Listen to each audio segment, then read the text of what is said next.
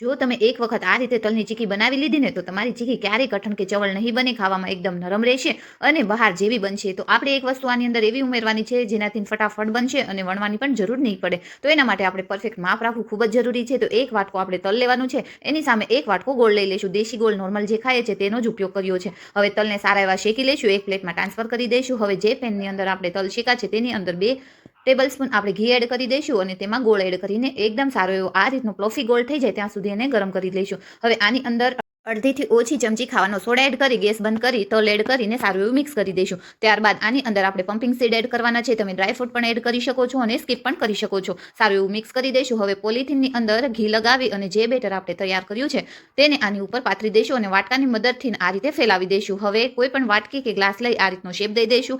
ઠંડુ થઈ જાય પછી આની અંદરથી આસાનીથી તે બધું નીકળી જશે. તો આજનો મારો આ વિડીયો તમને ગમ્યો હોય તો લાઈક અને સબસ્ક્રાઇબ કરવાનું ભૂલશો નહીં અને વધુમાં વધુ શેર કરજો.